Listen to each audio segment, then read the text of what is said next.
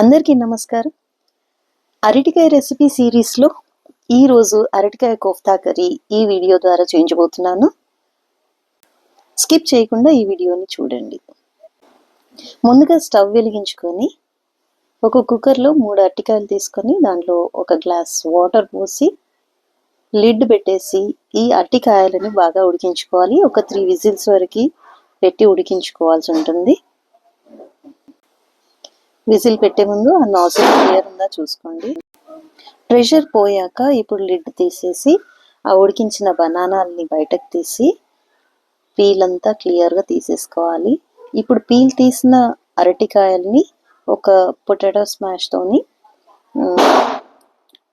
అలా స్మాష్ చేయాలన్నమాట.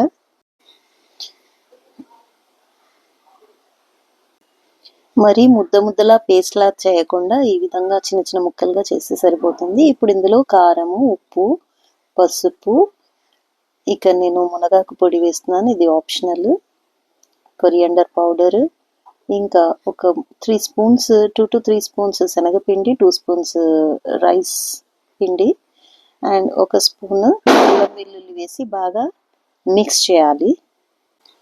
ఇక్కడ బియ్య పిండి అండ్ శనగపిండి మనకి బైండింగ్ ఏజెంట్గా పనికి వస్తాయి అన్నమాట. ఇప్పుడు దీంట్లో కొరియాండర్ లీవ్స్ వేసేసి రౌండ్ బాల్స్ని చుట్టుకోవాలి. ఈ విధంగా ఇలా మొత్తాన్ని బాల్స్గా తయారు చేసుకున్నాక ఒక అండి పెట్టి దాంట్లో డీప్ ఫ్రై చేయడానికి సరిపడా ఆయిల్ వేసి వేడి చేసేసి ఈ బాల్స్ని డీప్ ఫ్రై చేసేసుకోవాలి.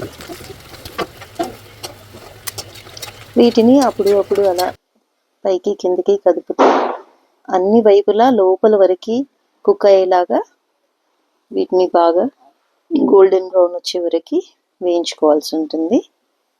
గోల్డెన్ బ్రౌన్ అయ్యాక అప్పుడు వీటిని అందులోంచి తీసేసి ఒక ప్లేట్లోకి షిఫ్ట్ చేసేసుకోవాలి.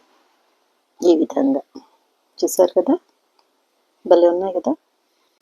అరటికాయలను ఉడికించే సమయంలోనే మనం మసాలాలు తయారు చేసేసుకోవాలి. దీనికి ఒక కొంచెం సాజీరా, లవంగాలు, ఇలాచి, చెక్క, గరం మసాలాలు అండ్ ధనియా పౌడర్, ఇది గ్రేవీలోకి అన్నమాట.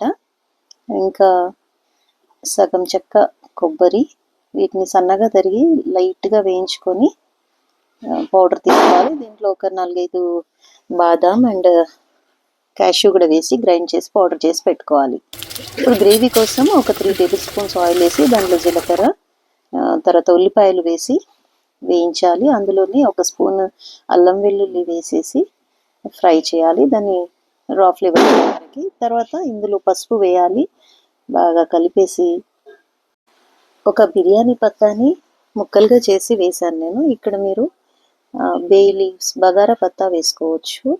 దాని తర్వాత నేను ఒక 3 to 4 టొమాటోస్ని సన్నగా తరిగి వేశాను. ఇవన్నీ కూడా గ్రేవీ కోసం అన్నమాట. టమాటాలు కొంచెం వేగాక కొంచెం సాఫ్ట్ అయ్యాక మనం ఈ పౌడర్ని మనం గ్రైండ్ చేసి పెట్టుకున్న గరం మసాలా, కొబ్బరి పొడిని ఇందులో వేసేసి బాగా కలుపుకోవాలి. ఇప్పుడు ఇందులో వాటర్ ఒక 100 ml వాటర్ యాడ్ చేసేసి దీన్ని ఇంకాసేపు ఒక 2 minutes వరకు లో టు మీడియం ఫ్లేమ్లో కుక్ చేసుకోవాలి. ఇప్పుడు ఇందులో 2 స్పూన్ల ఎర్రకారము, తర్వాత ఉప్పు, ఇవన్నీ వేసి మిక్స్ చేయాలి. మిక్స్ చేసి ఒక పొటాటో స్మాష్తోని ఇది టొమాటోస్ని మంచిగా స్మాష్ చేసేసుకోవాలి. అప్పుడు గ్రేవీ చాలా స్మూత్గా వస్తుంది. ఈ ఉప్పు మనం సరిపడా వేసుకోవాలి, మనకు తగినంత, మన టేస్ట్ని బట్టి వేసేసుకోవాలి. ఇక్కడ నేను పెరుగుని కొట్టేసేసి ఒక 2 బౌల్స్ పెరుగుని కొంచెం డైల్యూట్ చేసి ఇందులో యాడ్ చేస్తున్నాను. ఒక్కసారిగా వేయకుండా కొంచెంగా వేస్తూ కలుపుతూ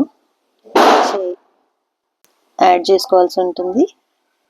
పెరుగుని డైరెక్ట్గా వేయకుండా బాగా చిలికినట్టు చేసి వేసుకోవాలి. అరటికాయ కోఫ్తా కబాబ్ స్మెల్లింగ్ గుడ్.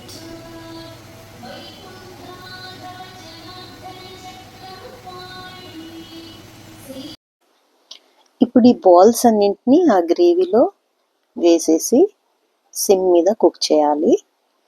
ఇలా బాల్స్ వేసాక ఒక 2 to 3 minutes మనం కుక్ చేయాల్సి ఉంటుంది. ఈలోపు మనకు ఆ గ్రేవీ అంతా కూడా చిక్కబడిపోతుంది. ఎప్పుడు ఒకేలా కాకుండా ఇలా వెరైటీగా ఈ బనానా రెసిపీని ట్రై చేయండి, ఎందుకంటే ఇది చాలా టేస్టీగా, స్పైసీగా, యమ్మీగా ఉంటుంది. దీన్ని రైస్తో, చపాతీతో, పూరీతో, దేనితో అయినా బెస్ట్ కాంబినేషన్ అనమాట. చివరిగా దీంట్లో కొత్తిమీర చల్లేసి స్టవ్ ఆఫ్ చేసేస్తే సరిపోతుంది. ఎన్నో రకాల కోఫ్తా కర్రీస్ని ట్రై చేసి ఉంటారు, ఇది కూడా ట్రై చేసి చూడండి, తప్పకుండా మీకు నచ్చుతుంది. ఈ వీడియో కనుక నచ్చినట్లయితే లైక్ చేయండి, షేర్ చేయండి, సబ్స్క్రైబ్ చేయండి. Thank you for watching.